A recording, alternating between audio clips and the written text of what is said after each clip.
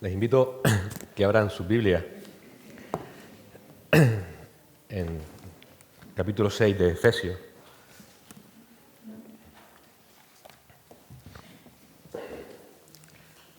Vamos a meditar en esta mañana, desde el versículo 5 al versículo 9.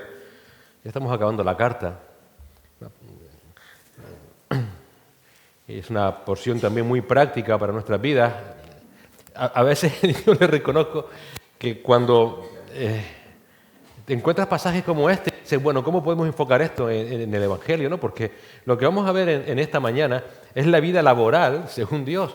Y claro, a veces esto parece tan poco espiritual, pero nos olvidamos de que toda la palabra es inspirada por Dios y útil para enseñar, corregir, redarguir e instruir en justicia, para capacitar a los santos para la obra del ministerio. En definitiva, no solamente debemos vivir nuestra vida espiritual de dentro, sino hacia afuera. Una vez me dijo un hermano una cosa que se me quedó grabada y ahí está y sigue estando. A veces me atormenta, a veces me ayuda, me anima. Depende del contexto y del momento, pero lo que me dijo fue, Miguel, nunca te olvides de que somos observados. Los creyentes estamos continuamente siendo observados. Y es cierto. Y debemos entender que en ese ser observados por la sociedad, la gente tiene que ver a Cristo. Por tanto, este tema que vamos a ver en esta mañana no es tampoco nada fuera de lo normal, porque es parte de mostrar a Cristo, mostrar a Cristo. Llevamos ya unas semanas viendo ese vivir como es digno del Señor, de hacerlo de manera práctica. Recuerden que ese es el inicio del capítulo 4, versículo 1, de la parte práctica de esta carta, donde Pablo nos dice, nos guía de cómo nuestra vida práctica en esta tierra tiene que mostrar al mundo quién es Cristo y mostrar todos los 3 primeros capítulos de Efesios, donde el Señor nos dice cuál es nuestro origen, cómo Él nos eligió desde antes de la fundación del mundo, cómo Él nos redimió a través de Cristo, cómo ahora estamos en Cristo, cómo somos parte del pueblo de Dios. Y de eso, de alguna manera, tiene que ser evidente en nuestras vidas hoy. Debemos imitar su carácter, el carácter de Cristo. Debemos vivir en su amor. Debemos tener su misma disposición, porque estamos siendo conformados a su imagen. Recuerda, esa es la santificación progresiva del creyente, ser cada día más y más como Cristo. Y hemos visto en las últimas semanas cómo para poder vivir de esa manera digna, Dios nos ha enseñado a través de Pablo que debemos ser controlados por el Espíritu Santo, debemos estar expuestos a su palabra, porque si no es imposible llevar a cabo ese alto llamamiento que tenemos en esta vida, de ir siendo conformados más y más como Cristo. Y llama la atención cómo el apóstol Pablo, evidentemente dirigido por el Espíritu Santo, en ese vivir como es digno del Señor, en ese ser más y más como Cristo, ha hecho hincapié en nuestros contextos de la iglesia, del matrimonio y de la familia. Y hoy veremos cómo acaba con el contexto de la vida laboral. Y uno se pregunta, ¿por qué, Pablo? ¿Por qué? Bueno, porque si lo piensas bien, esos son los contextos donde en su totalidad o en parte vamos a desarrollar toda nuestra vida. A lo mejor nunca serás padre o madre, pero serás hijo o hija. Quizás no trabajes 40 años para cotizar lo suficiente para jubilarte, pero vas a trabajar sí o sí. Podríamos decir, como dice un autor, que el matrimonio, la familia y el trabajo es el ecosistema donde desarrollamos toda nuestra vida en esta tierra. Por esa razón, la vida cristiana no es una vida eminentemente espiritual en el sentido de que no tiene evidencias físicas visibles. La vida cristiana no es una vida oculta, hermanos. No es interna, no es privada, no es personal, no es íntima. Es más bien todo lo contrario, es una vida eminentemente práctica, esa vida espiritual se hace visible de manera pública, o así debiera serlo, donde Cristo y su vida, su testimonio es mostrado a otros en esos ecosistemas de nuestra vida. El Señor resumió esa visibilidad del creyente de manera magistral en Mateo 5. Ustedes son la luz del mundo. Una ciudad situada sobre un monte, no se puede ocultar, ni se enciende una lámpara y se pone debajo de un almud, sino sobre el candelero y alumbra a todos los que están en la casa. Así brille vuestra luz delante de los hombres. Los hombres tienen que ver la luz de Cristo en nosotros. ¿Pero de qué manera, Señor? A través de vuestras buenas acciones, y para que de esa manera glorifiquen a vuestro Padre que está en los cielos. No somos salvos por obras, pero sí para obras, para buenas obras, como dijo el apóstol Pablo en Efesios capítulo 2. Obras que Dios preparó de antemano en esos contextos, de ese ecosistema de nuestra vida, sea familiar, sea matrimonial, sea laboral. Y por esa misma razón, de esa visibilidad práctica, de que el mundo vea a Cristo en nuestras vidas, toda nuestra vida debe ser vivida para la gloria de Dios. Ya que vamos a ser observados, hermanos, el mundo tiene que ver en nosotros a Cristo para la gloria de Dios. Por eso el apóstol Pablo afirma en 1 Corintios 10:31, en cosas tan básicas, sencillas, habituales como el comer o el beber, o cualquier otra cosa, háganlo todo para la gloria de Dios. En otras palabras, vivir para la gloria de Dios es nuestro deber como creyentes. El deber de un cristiano es vivir para la gloria de Dios. Que mostremos a Cristo, sea en la iglesia, sea en el matrimonio, sea en la familia, sea en el trabajo. Jonathan Edwards, predicador norteamericano, famoso entre otras cosas por sus resoluciones, escribió en la resolución número 62, estoy resuelto a nunca hacer nada excepto mi deber y hacerlo de acuerdo a Efesios 6, del 6 al 8, lo veremos hoy. Hacerlo voluntaria y alegremente, como delante del Señor y no de los hombres, sabiendo que el bien que cada uno hiciere, ese recibirá del Señor. Este joven que empezó a escribir sus resoluciones siendo prácticamente un niño, resolvió no hacer en esta vida otra cosa sino su deber. Y el deber de todo el cristiano es mostrar a Cristo para la gloria de Dios. Y hacerlo en nuestros contextos diarios. Y hacerlo de manera voluntaria y alegre, como para el Señor, para su gloria. Es por esa razón que el Evangelio del Señor, la persona de Jesucristo, debe moldear toda nuestra vida, pero también todas nuestras relaciones, no solamente las eclesiales, no solamente las familiares, también las laborales. Todo debe estar afectado por el Evangelio y por la persona de Cristo. Por tanto, surge una pregunta, ¿y cómo debe afectar el Evangelio y la persona de Cristo en nuestra vida laboral como creyentes? ¿Cómo poder dar la gloria a Dios en el puesto de trabajo?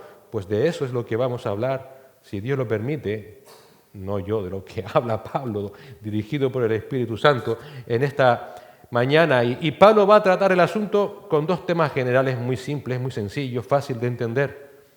El deber que tienes si eres trabajador cristiano y el deber que tienes si eres un jefe cristiano. Te encuentras en ambos, en alguno de esos dos grupos. Vamos a orar al Señor para pedir su ayuda. Señor y Padre Celestial, gracias por poder de nuevo estar expuestos a tu palabra. Te suplicamos que tu Espíritu Santo abra nuestra mente, nuestro entendimiento y nos ayudes a comprender, Señor, cómo también en el ámbito laboral tú quieres que mostremos a Cristo, que vivamos siendo conformados más y más a su imagen, Señor, en un mundo donde aparentemente el trabajo es algo importante, pero donde debemos adaptarnos al mundo y no que el mundo vea en nosotros a Cristo. Y Señor, te suplicamos que nos ayudes a entender todo lo contrario, que realmente también en el trabajo debemos ser excelentes trabajadores para la gloria de tu nombre, Señor, para seguir también mostrando a Cristo. Ayúdanos a entender tu palabra con sencillez y también con excelencia, Señor, para la gloria de tu nombre. En Cristo Jesús. Amén. Vamos a leer Efesios 6, del 5 al 9. Dice así la palabra del Señor. Siervos, obedeced a vuestros amos terrenales con temor y temblor, con sencillez de vuestro corazón como a Cristo, no sirviendo al ojo como los que quieren agradar a los hombres, sino como siervos de Cristo, de corazón, haciendo la voluntad de Dios, sirviendo de buena voluntad como al Señor y no a los hombres, sabiendo que el bien que cada uno hiciere, ese recibirá del Señor, sea siervo o sea libre. Y vosotros, amos, haced con ellos lo mismo, dejando las amenazas, sabiendo que el Señor de ellos y vuestro está en los cielos, y que para Él no hay acepción de personas. El deber de los trabajadores cristianos. Versículo 5. Siervos. Mandato.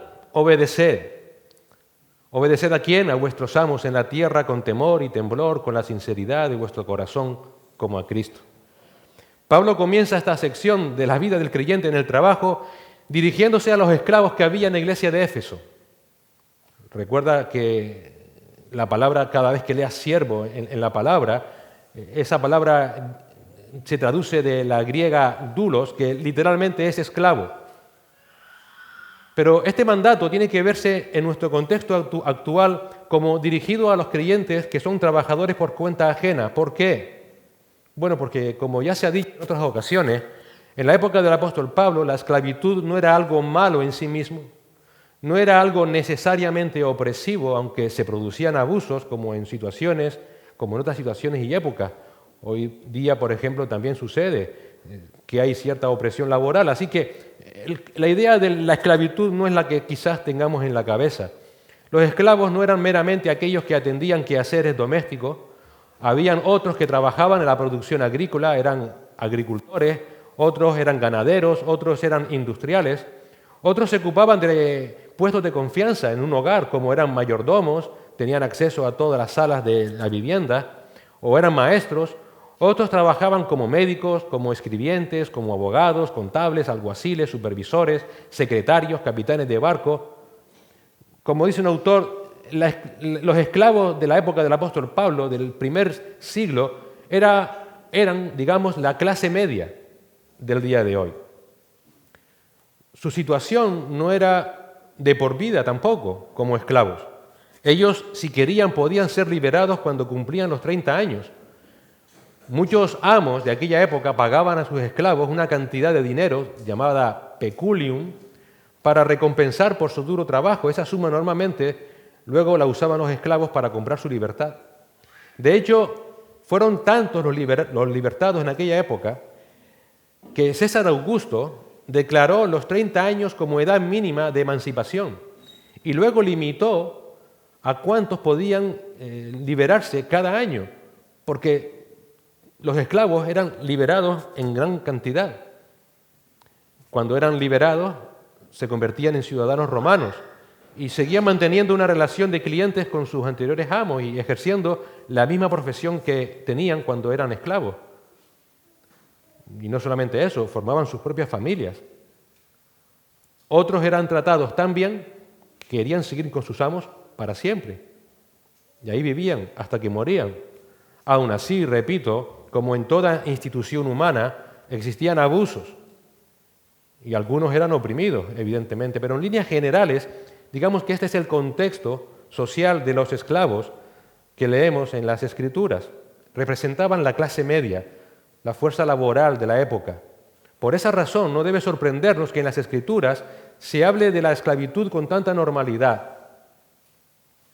Y no se habla con normalidad, no como dicen algunos autores, porque Dios era un Dios tirano que no abolía la esclavitud, sino porque la esclavitud era la clase media, era algo muy normal. Esto también nos lleva a entender que el apóstol Pablo no está diciendo que el cristiano tiene que vivir en una condición de trabajo humillante como un esclavo, porque aquí se está dirigiendo a esclavos, no. Simplemente está hablando de la situación laboral de mucha gente que iban a las iglesias en aquella época. Así que la exhortación de Pablo va dirigida a los creyentes que trabajan por cuenta ajena, A los creyentes empleados, a esos empleados les dice obedeced. Una vez más, Pablo usa esta palabra en esta porción de la carta. Si recuerdas, la anterior vez que la usó fue con los hijos, que también dijo obedeced a vuestros padres. Y si recuerdas, es una palabra que implica el sujetarse, que literalmente significa escuchar desde abajo. Es decir, no es escuchar de igual a igual, sino de manera sumisa para hacer lo que se te manda. Obviamente el límite siempre es no hacer algo pecaminoso. Pero si no es el caso, el punto del apóstol Pablo aquí es que todos los trabajadores por cuenta ajena deben obedecer a sus jefes. Es muy simple. Y además esta palabra marca otro detalle importante. Y es que al dar este mandato, Pablo está reconociendo el trabajo como una institución, como algo necesario, así como también reconoció a la familia como institución necesaria. Hoy en día, en cambio, se ve el trabajo como una carga, como un fastidio, como una obligación insoportable. Otros intentan no trabajar y vivir del cuento. Pero Pablo está diciendo, el trabajo es algo necesario.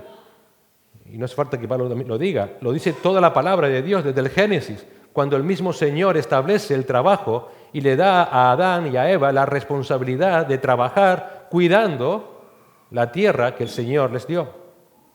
Y otro detalle importante, al establecer Pablo el trabajo como una institución necesaria, está dejando fuera la subversión laboral. Y la subversión laboral en cualquier aspecto. Y por esa razón es que Pablo está regulando desde la perspectiva divina cuál debe ser tu relación laboral como creyente con tus jefes. Así que primero Dios regula esa relación laboral mandando a que obedezcas en todo a tus jefes. Evidentemente, repetimos, mientras no sea algo pecaminoso. Lo segundo que Pablo dice es que debes obedecer en todo a tu jefe, en tanto y en cuanto sea en horario laboral y sin perjuicio de otra relación que puedas tener con tu jefe. Me explico. Pablo sigue diciendo, siervos, obedecer a sus amos en la tierra. Otras versiones dice terrenales. Esta frase, amos, jefes en la tierra o terrenales, es muy interesante. A mí me hizo que pensar, digo, ¿por qué Pablo tiene que decir en la tierra? Jefes ya sería suficiente para entender lo que estaba diciendo. Y es más interesante cuando lees que la palabra traducida como tierra es en griego sarx, que es carne. Es carne. Así que Pablo está hablando de una relación que está circunscrita al ámbito de esta vida y al ámbito de lo temporal. ¿Por qué sabemos eso? Porque Pablo usa esta misma expresión en la carne en ese sentido de temporalidad en otras ocasiones. Por ejemplo, en Gálatas. En Gálatas 2:20 leemos, con Cristo he sido crucificado y ya no soy yo el que vive, sino que Cristo vive en mí. Y la vida que ahora vivo en la carne, es decir, la vida que ahora vivo temporalmente en esta vida, la vivo por fe en el Hijo de Dios. A los filipenses les dice sobre su vida y su ministerio, en Filipenses 1, 21 y 22. Pues para mí el vivir es Cristo y el morir es ganancia. Pero si el vivir temporalmente en esta vida significa para mí una labor fructífera, entonces no sé cuál escoger. Así que Pablo, con la expresión amos en la tierra, que también podemos leer amos en la carne, está estableciendo el ámbito temporal de la relación laboral. Y uno se pregunta, ¿por qué Pablo tiene que hacer esa apreciación? Pues muy probablemente, por un lado, en el contexto de Pablo, donde había amos y esclavos, para explicar que cuando un esclavo era comprado o compraba mejor su libertad, que como vimos antes sucedía habitualmente, entonces esa relación temporal de obediencia amo y esclavo ya se había acabado. Algo que también, por supuesto, los amos creyentes debían entender. Pero si no se compraba esa libertad, esa relación iba a continuar para siempre. En nuestro contexto, se puede aplicar en el sentido de que la relación de obediencia entre empleado y jefe es solo mientras dure la relación laboral o durante la duración diaria del trabajo. Fuera de ese tiempo, esa relación de obediencia no debe afectar ni mantenerse en las relaciones que puedan haber entre ellos. Fuera de ese ámbito, por supuesto, tiene que haber una relación cordial, o al menos debiera haberlo, pero ya no es obligación del empleado obedecer a su jefe, ni a su jefe exigirlo. Más allá, evidentemente, de quizás algún acuerdo particular que cada uno pueda establecer y que son totalmente legítimos. Pero si no es así, Pablo lo que nos está diciendo es que la relación laboral empleado-jefe es temporal y dentro del horario laboral. Y en la misma línea, aquí hay otro punto interesante a considerar, y es cuando existe entre empleado y jefe otra relación temporal además de la laboral. Por ejemplo, una relación espiritual. Es decir, no solamente son empleados y jefes, sino también pueden ser hermanos en Cristo. Tenemos una ilustración clara en la carta de Filemón, donde Filemón y Onésimo, además de amos y esclavos, eran hermanos en el Señor. Bueno, pues el punto de Pablo es que esa relación espiritual ni anula, ni minimiza, ni altera la obediencia que el empleado tiene a su jefe en horario laboral.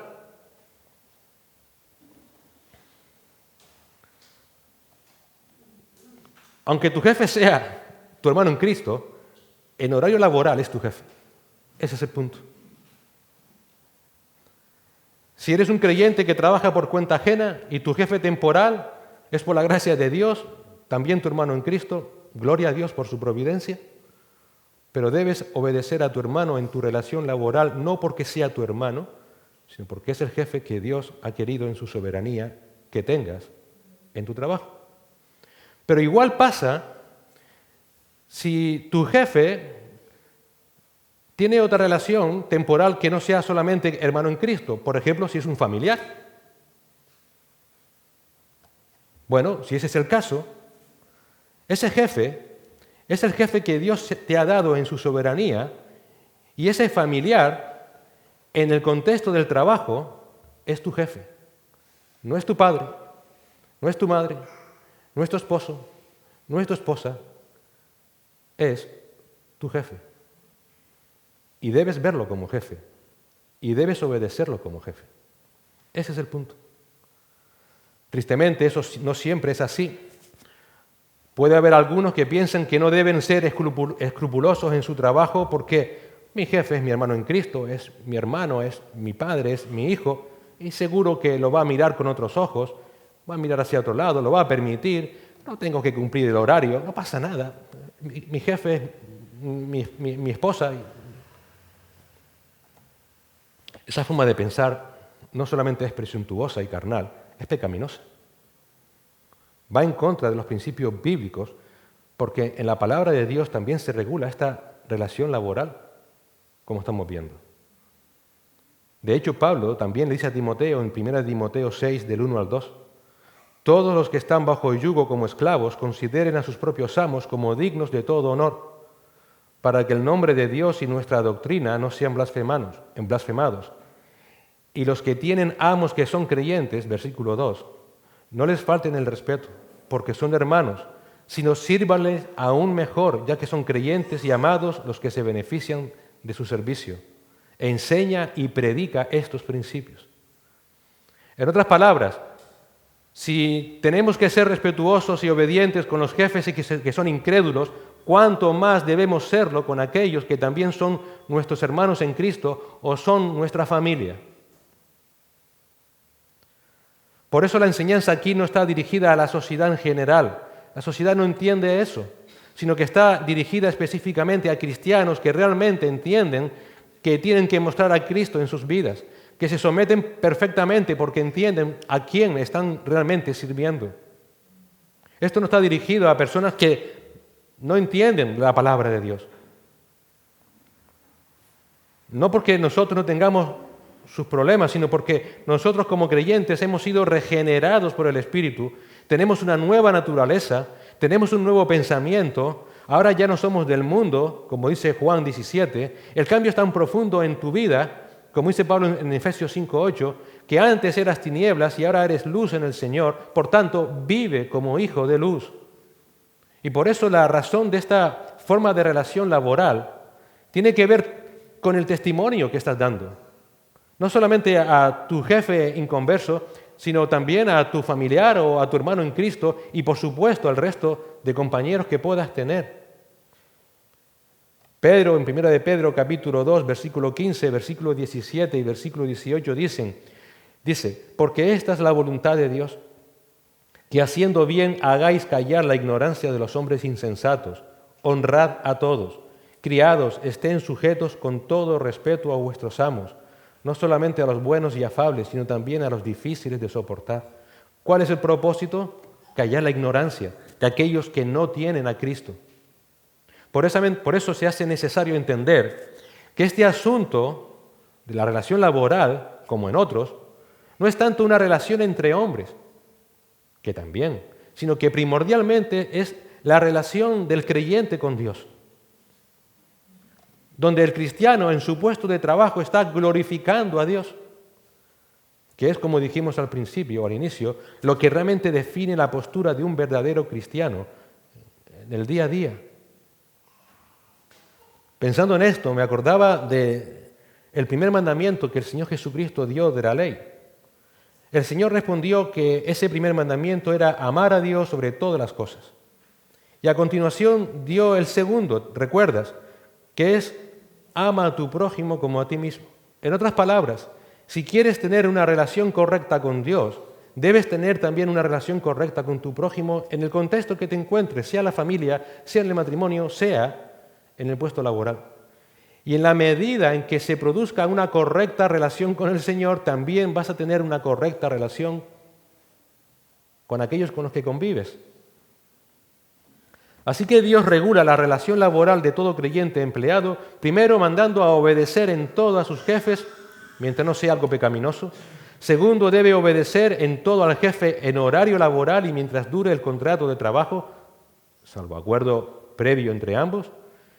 Y deben hacerlo sin abusar de cualquier otra relación que puedan tener con el jefe, sea una relación de parentesco, sea una relación espiritual. Repetimos, es una gran bendición poder trabajar con otros hermanos en Cristo, con la familia, pero nunca esa relación extralaboral, nunca se debe usar para sacar provecho laboral. Ese es el punto.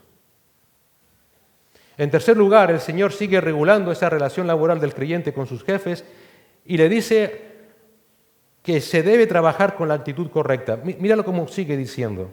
Siervos, obedecer a vuestros amos en la tierra con temor y temblor. La actitud correcta, ¿cuál es en el trabajo? Con temor y temblor. La idea aquí no es cobardía, no es miedo a tu jefe si te coge a no haciendo lo que debes hacer. Habla de respeto. Se puede obedecer sin respetar. Y ese no es el punto. Porque como dice el autor, eso no es obediencia, es burla. Si recuerdas, esta frase con temor y temblor es una frase que ya Pablo ha usado en otras ocasiones. En 1 Corintios, capítulo 2, versículo 3, la usa en referencia a su ministerio. Y dice Pablo en ese texto, y estuve entre vosotros con debilidad y con temor y mucho temblor. Sencillamente la está usando aquí para describir cómo él dependía en su vida y en su ministerio de Dios, cómo dependía de él con una actitud sumisa y sujeta a su autoridad. En otras palabras, dependía de Dios con extremo respeto por saber a quién estaba sirviendo. También la usa en Filipenses 2:12. Así que, amados míos, tal como siempre habéis obedecido, no solo en mi presencia, sino ahora mucho más en mi ausencia, ocupaos de vuestra salvación con temor y temblor. Sencillamente aquí la está usando para indicar a los filipenses que deben poner en práctica en la vida cotidiana de manera obediente, esté él o no esté él, esa obra salvífica que Dios había hecho en ellos a través del Espíritu Santo.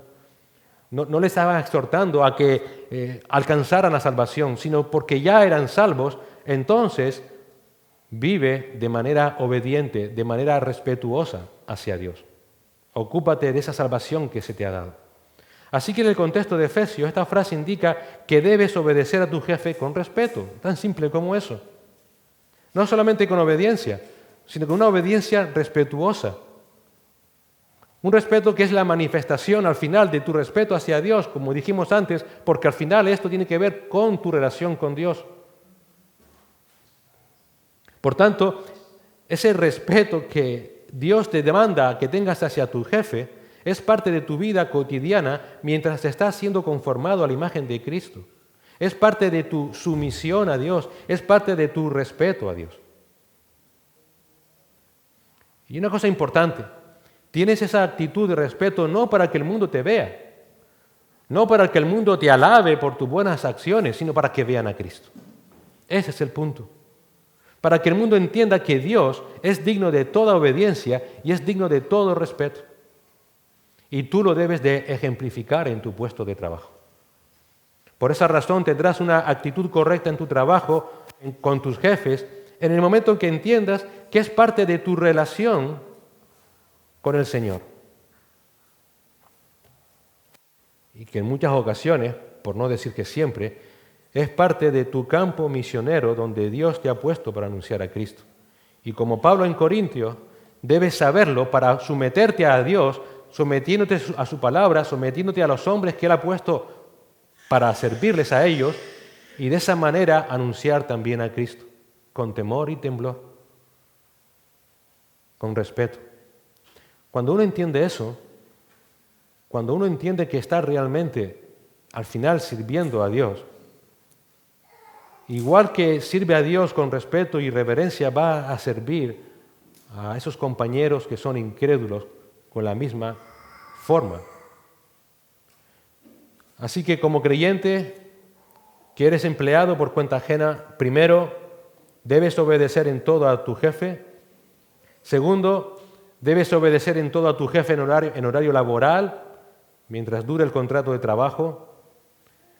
Debes obedecerle y verle como tal, más allá de cualquier otra relación que puedas tener con él, parentesco, relación espiritual.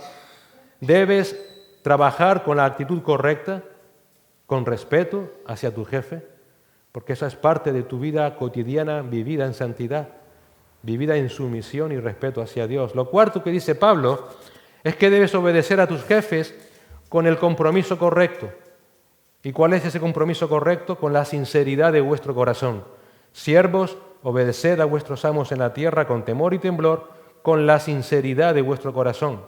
Esta palabra sinceridad también se puede traducir, de hecho algunas versiones así la traducen, como sencillez de corazón. Y es interesante porque es una palabra que tiene, por tanto, muchas acepciones y que son interesantes a la hora de tener en cuenta. Por ejemplo, la palabra sinceridad tiene que ver con aquello que no oculta nada. Y la segunda, sencillez, tiene que ver con un comportamiento sin doblez, es decir, que no aparenta lo que no es. La palabra corazón, como ya sabemos, habla de lo íntimo, de los pensamientos, de las motivaciones. Así que, en otras palabras, como cristiano, debe ser un hombre, evidentemente en todo ámbito, pero también en el laboral, que no oculta nada, que no vives una doble vida, sino que vives, piensas y actúas siempre de la misma forma y siempre con la misma actitud, te mire quien te mire, sin aparentar. Debe ser una persona cuya ética permita que se fíen de ti, en definitiva. Porque han visto en ti un corazón íntegro.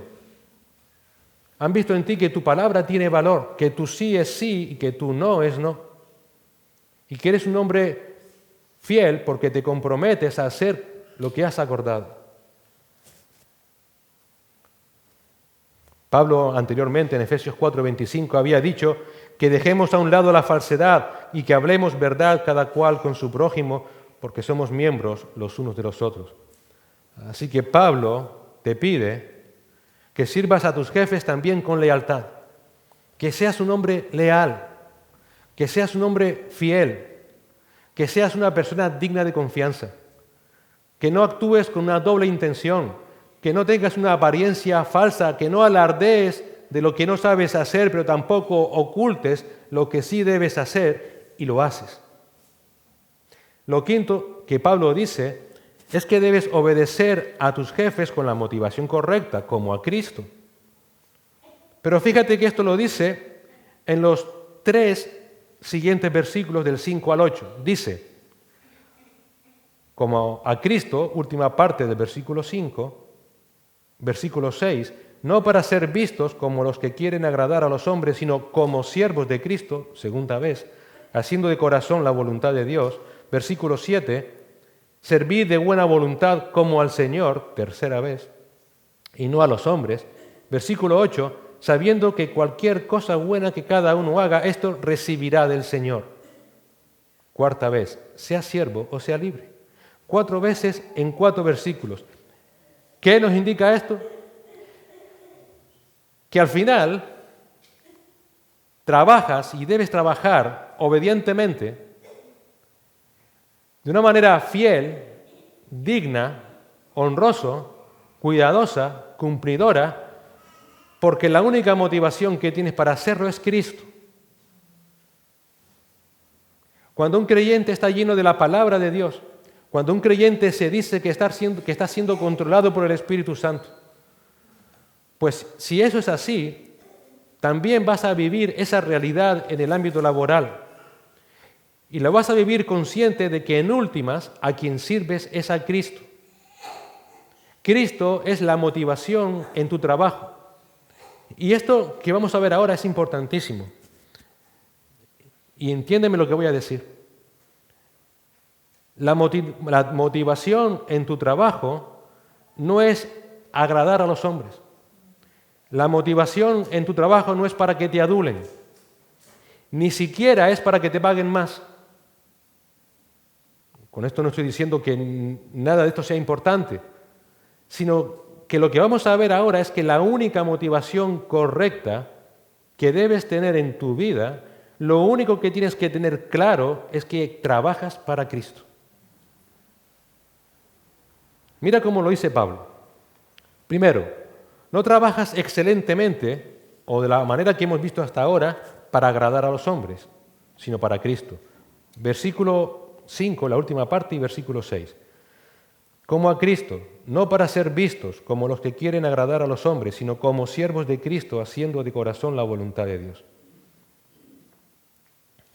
En los trabajos, seguro que todos somos conscientes, porque lo vemos o quizás lo hayamos hecho, muchos trabajan no solamente para ganar un sueldo, sino además trabajan para que le alaben.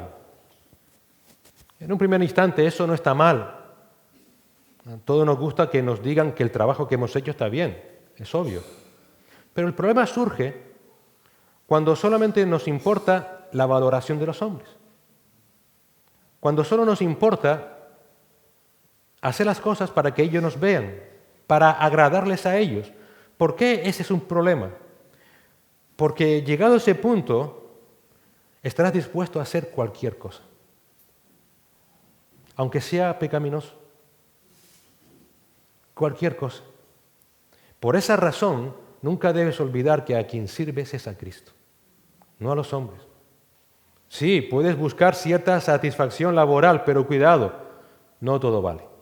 Ese es el punto. Por eso la única manera de no caer en esa situación que puede llegar a ser pecaminosa, haciendo cosas ilegales o cosas que no debes hacer, es siempre tener presente que trabajas no para agradar a los hombres, sino a Cristo, para hacer la voluntad de Dios.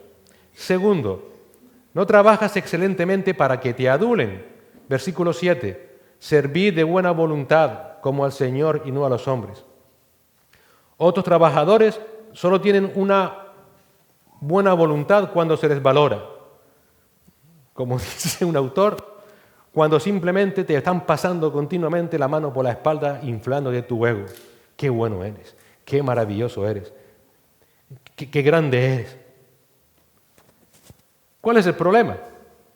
El problema está en que en el día en que no te reconozcan como a ti te gusta, vas a hacer el trabajo con mala gana. ¿Y qué pasa? Que ahora no me está diciendo que lo hago tan bien, que ya no soy tan bueno como antes, pero trabajo. que busque a otro. Yo era así. Pido al Señor perdón, no aquí evidentemente, sino en mi trabajo secular. Cuando buscamos ese adulamiento de los hombres, estamos mostrando simplemente que somos orgullosos. Hemos olvidado de que realmente trabajamos para Cristo.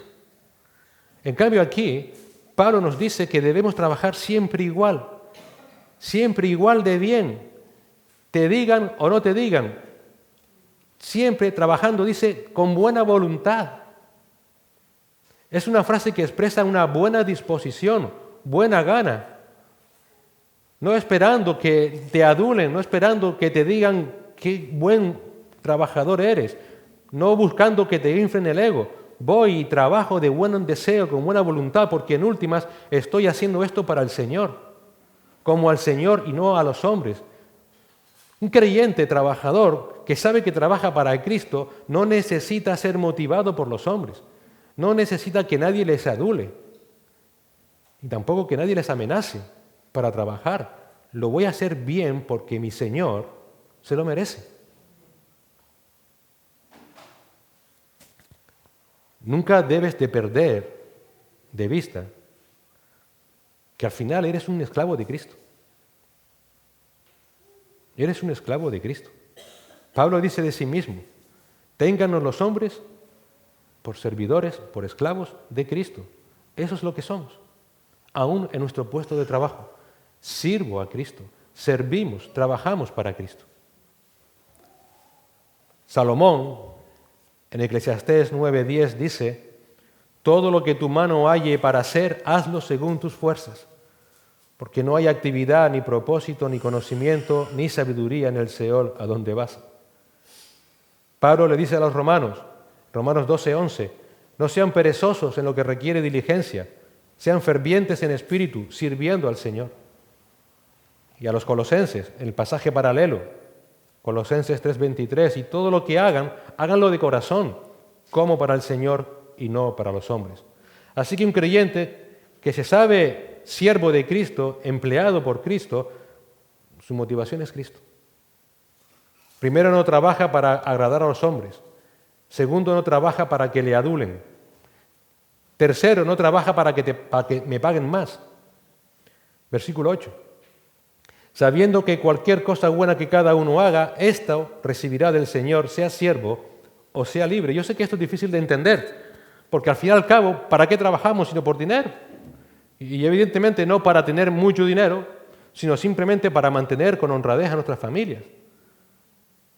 El punto aquí no es que trabajes a cambio de nada, o que tampoco te preocupes de tu sueldo. El punto aquí es que no trabajas de manera excelente cualquier cosa buena que cada uno haga, porque necesariamente vas a esperar a cambio una recompensa extraordinaria de los hombres. Ese es el punto. Voy a trabajar con excelencia, me voy a esforzar para que me paguen más. Entonces lo que has hecho hasta ahora, ¿qué es? Engañar a tu jefe. Esa es la idea, ¿entiendes? Vas a trabajar siempre igual, con excelencia, y si te recompensan, gloria a Dios, pero si no, voy a seguir trabajando con excelencia. No busco esto para que me paguen más. Estoy trabajando para Cristo, y de Cristo voy a esperar mi recompensa. Esto recibirá del Señor, sea siervo o sea libre. A veces puedes incluso llegar a que tu ánimo pueda estar decaído porque crees que no se te reconoce económicamente como crees por tu trabajo. Y sí, a veces sucede, es así. Como dijimos al principio, aún sigue habiendo cierto abuso laboral. Por esa razón, el mejor antídoto es nunca hacerte esa composición de lugar. Es decir, voy a hacerlo para recibir una recompensa extra. No, el antídoto es, Señor, voy a trabajar excelentemente como siempre, porque es para ti y de ti recibiré el galardón. Y Pablo dice, sea siervo o sea libre. Aquí es verdad que está hablando de la vida, realidad de la tierra, pero como dice un hermano, comentarista, Tiene su punto también de interés pensar que lo que está diciendo aquí Pablo es que el Señor te recompensará en esta vida o en la eternidad. Si en esta vida eres siervo o en la eternidad donde todos seremos libres. Por eso la única motivación correcta en el puesto de trabajo es el amor a Cristo. No hay otros factores. No hay recompensas extras. Un autor, Barclay, dice: la motivación del trabajador cristiano es que cada pieza de trabajo que salga de sus manos debe ser lo suficientemente buena para entregársela a Dios. Sin más. Así que resumiendo, como creyente empleados, primero, debes obedecer en todo a tus jefes mientras no sea algo pecaminoso. Debes obedecer en todo a tu jefe en horario laboral y mientras dure el contrato de trabajo, salvo acuerdo previo entre ambos. Tercero, debes tener siempre presente de que debes servir a tu jefe con esa condición de jefe sin que otra relación pueda influir, sea parentesco, sea relación espiritual. Debes trabajar con la actitud correcta, en santidad, en sumisión, con respeto hacia Dios. Debes trabajar con lealtad, de manera fiel. Debes trabajar excelentemente para Cristo, no para agradar a los hombres, no para que te adulen, no para que te paguen más, sino esperando de Cristo su recompensa. Y llegado a este punto, uno se da cuenta que Pablo lo que está haciendo es poniéndote como trabajador en la única posición posible en la que debes entender con quién te está comparando Dios, con Cristo. Cristo es tu jefe, pero también tu ejemplo. Él cumplió con excelencia todo lo que el Padre le mandó a hacer. No he venido a hacer mi voluntad, sino la voluntad del que me envió. Y Él cumplió fielmente todo lo que el Señor tenía, el Padre tenía para Él. Tan excelentemente que llegó hasta la cruz y allí murió y derramó toda su sangre como así era la voluntad del Padre. Por tanto, cuando uno trabaja también excelentemente, no deja de estar imitando a nuestro amado Señor en su vida terrenal. Esa es la posición en la que debes mirarte. Es en la que debes de compararte con Cristo. No te comparas con otro trabajador. No sigues lo que hace el mundo. Obedezco a mi Señor Jesucristo. Por eso se hace necesario recordar cada día que eres esclavo también de Cristo y que el precio fue un precio alto pagado por ti, 1 de Pedro 1, 18 y 19, sabiendo que fuisteis redimidos de vuestra manera mala de vivir, heredada de vuestros padres, no con cosas perecederas como oro o plata, sino con la sangre preciosa, como de un cordero sin tacha y sin mancha, la sangre de Cristo. Por esa razón debes recordar cada día que ya no te perteneces, ni perteneces a ningún otro, sino a Cristo. 1 Corintios 6, ¿o no sabes que eres templo del Espíritu Santo y que no eres tuyo? Por tanto, en el contexto de trabajo, no trabajas para los hombres, trabajas para Cristo. No trabajas imitando a otros hombres, sino trabajas para imitar a Cristo, para glorificar a Cristo, para mostrar a Cristo. Por tanto, como dice un autor, y cito, todo cuanto tiene que ver con la relación laboral se convierte para el cristiano en algo sagrado, porque debe ser hecho para el Señor. El alcance de esta dimensión es excepcionalmente elevado. La obediencia diaria de un trabajador con su jefe tiene una relación vinculante con Cristo. Es decir, es un servicio que requiere obediencia, lealtad y profundo respeto porque se está prestando a Cristo. Y por esa razón la obediencia a los jefes es prueba distintiva de la obediencia a Cristo. Ese es el alto llamado que tienes como empleado en este mundo, en el ámbito laboral donde el Señor te ha puesto. Es la única forma de poder glorificar a Dios en el ámbito laboral. Y lo segundo que dice el apóstol Pablo en este texto es cómo deben actuar o cómo deben vivir los jefes creyentes. Versículo 9, la actitud de los jefes creyentes. Y vosotros, amos, haced lo mismo con ellos y dejad las amenazas, sabiendo que el Señor de ellos y de vosotros está en los cielos y que para Él no hay acepción de personas. ¿Sabes qué me llamó la atención de esta parte? Que solamente es un versículo. Pablo, tampoco tienes que decir tú a los jefes. Tampoco hay que decirles a ellos. A veces incluso, como dice un autor, hay jefes cristianos, evidentemente no con mala intención, que piensan que al leer esto, bueno, pues mira, tampoco tengo mucha responsabilidad con mis empleados. Pero no es así. Fíjate cómo primero Pablo dice, jefes, que hacer lo mismo con ellos. Es decir, simplemente, querido hermano, si eres jefe, ¿viste todo lo que acabo de decir? Haz lo mismo tú también con ellos. Haz lo mismo.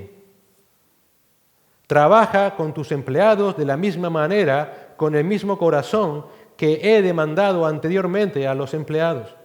Es decir, sé un jefe digno de ser obedecido de corazón. Sé respetuoso con el horario laboral de tus trabajadores. No abuses de ellos. Sé, si es tu hermano en Cristo, también un hermano en Cristo. Si es tu familiar, también. Trátale con respeto como Él te trata a ti.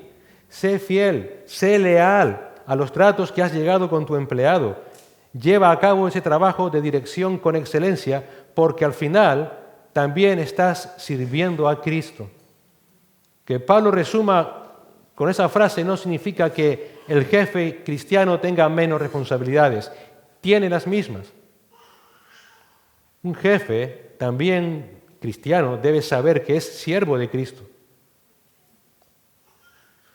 Evidentemente, cuando un creyente o cualquier empresario monta una empresa, su objetivo es obtener beneficios. Es obvio, pero beneficios para poder reinvertirlos muchas veces en la empresa. Pero un jefe cristiano también debiera buscar el bienestar físico y sobre todo el bienestar espiritual de los creyentes. Aquí hay un punto importante. Si por H o por B tú tienes en tu empresa a otros creyentes, debes fomentar que puedan tener la facilidad de que adoren también a Dios. ¿Qué quiere decir eso? Por ejemplo, no les mandarás a trabajar un domingo. Intentarás facilitarle todo y más para que puedan también cumplir como hijos de Dios, como esposos, como padres.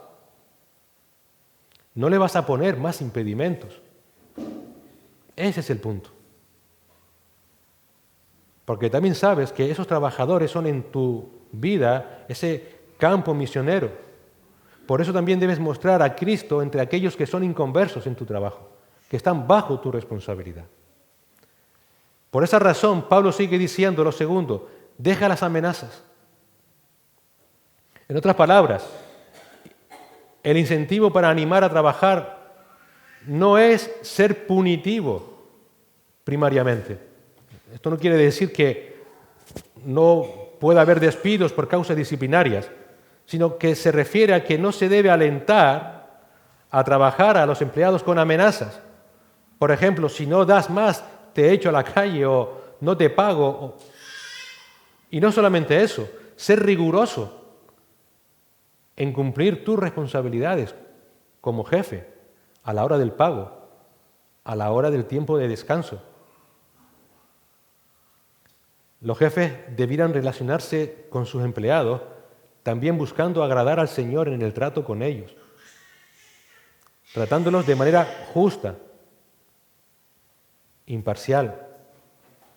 Lo que leímos antes en Colosenses 4:1 también dice Pablo, amos, traten con justicia y con equidad a vuestros siervos, sabiendo que vosotros también tenéis un Señor en el cielo.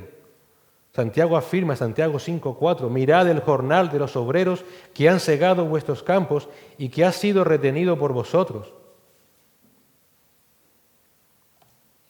Un jefe cristiano debe tener siempre el comportamiento excelente con sus trabajadores, porque es parte también de su relación personal con Dios. Y al final también, porque sabes que sirves a Dios, sabiendo que el Señor de ellos y de vosotros está en los cielos y que para Él no hay acepción de personas.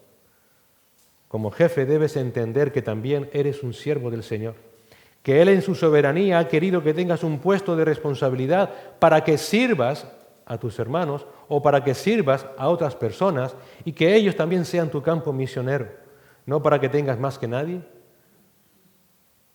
no para que seas mejor que nadie,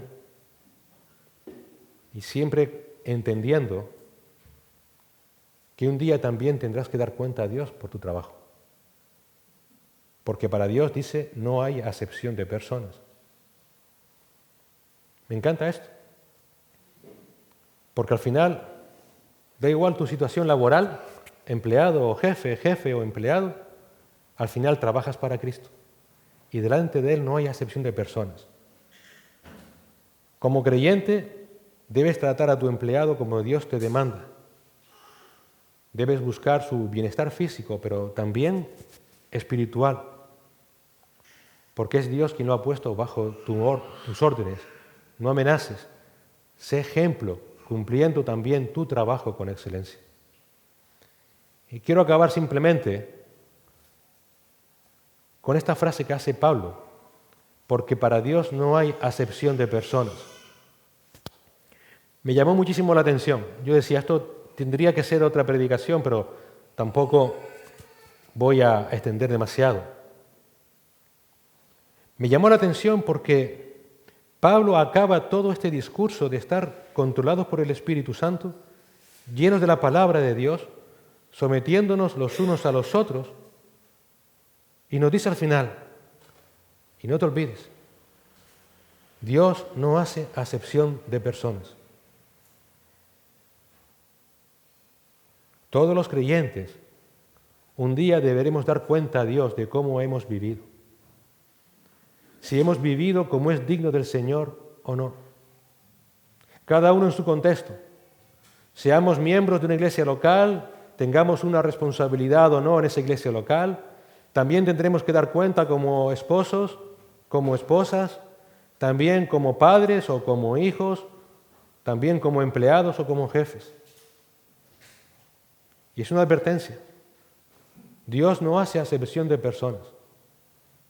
Ahí tú no podrás argumentar delante de Dios tu defensa diciendo es que, Señor, la esposa que me diste, el esposo que me diste, los empleados que tenía, mi jefe, Señor, la iglesia insoportable.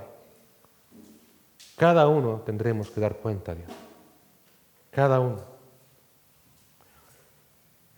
Esta es la razón. Si debiera haber una razón, que no debe haberla, sino Cristo, pero si fuera otra razón, esta debiera ser la razón para que nosotros como creyentes buscáramos el estar controlados por el Espíritu Santo. La razón para buscar activamente hacer todo cuanto esté en nuestras manos para estar siempre llenos de la palabra de Dios, expuestos a ellas. Porque esa es la única manera de poder vivir como agrada al Señor. Es la única manera de poder vivir como es digno del Señor. Un Señor al que un día tendré que dar cuentas. ¿Qué más motivo que ese? Señor, ayúdame a ser un buen siervo dentro de la iglesia. Ayúdame a ser un buen esposo, a ser una buena esposa. Ayúdame a ser, Señor, un buen padre y un buen hijo, un buen empleado o un buen jefe. Lléname de tu Espíritu Santo. Ayúdame a estar expuesto a tu palabra, Señor, porque sé que un día tendré que darte cuentas. Señor y Padre, gracias te damos por tu palabra, porque aún en estos detalles que aparentemente son triviales, como es el trabajo, Señor, tú marcas cómo debemos vivir a todos y cada uno de tus hijos. porque esto es lo que realmente te agrada, porque de esa manera estamos exaltando tu nombre, exaltando a Cristo, quien nos salvó de nuestra vana manera de vivir en la que vivíamos, para ahora ser luz en este mundo que nos observa, Señor. Que nunca veamos esto como algo menor en nuestras vidas. Debemos ser puros y santos en cualquier ámbito, en ese ecosistema de vida que tú has dispuesto para todo ser humano, pero también para tus hijos, sea en la iglesia, sea en la familia, en el matrimonio, en el puesto de trabajo. Ayúdanos, Señor, a entender siempre que al final a ti es a quien servimos. A ti un día tendremos que dar cuenta de cómo hemos usado esos dones que tú nos has dado para llevarlos a cabo en esos contextos de nuestra vida. Para saber si realmente, Señor, hemos cogido esas monedas que tú nos has dado y las hemos usado, las hemos invertido o las hemos escondido con temor. Ayúdanos a ser conscientes, Señor, también que nuestra vida externa, lo que el mundo ve, Señor, debe ver a Cristo, debe reflejar a Cristo. El Evangelio no solamente es hablado, es vivido. No hemos sido salvos por obras, pero sí para buenas obras, para andar en ellas, para exaltarte, para glorificarte, Señor. Ayúdenos a cumplir esta misión que tenemos en esta vida con excelencia, como para ti. Que podamos, Señor, realmente un día desear escuchar tu voz y escuchar buen siervo fiel. En lo poco has sido fiel, en lo mucho te pondré, entra en el gozo de tu Señor. Que podamos anhelar recibir, Señor, esas coronas de victoria, no para nosotros, sino para no tener las manos vacías cuando nos presentemos ante ti, Señor, sino poder darte toda la gloria, entregándote todo lo que tú, Señor, has hecho a través nuestra. Porque al final, Señor, al final del camino, solo eres tú. Tú eres Dios. Cristo, nuestro amo. Nosotros, siervos inútiles. Ayúdanos, Señor, a cumplir esta tarea por amor a tu nombre y para tu gloria. En Cristo Jesús. Amén.